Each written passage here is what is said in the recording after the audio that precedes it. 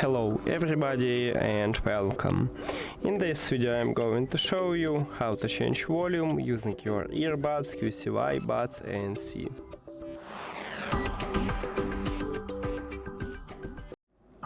And firstly we need to add volume control to that gesture. So to do this, open QCY application. And if you add your earbuds to the application, you will see this menu. And then you need to go to the settings. And right here we have gestures, so decide you wanna use single press, double press or triple press to control the volume.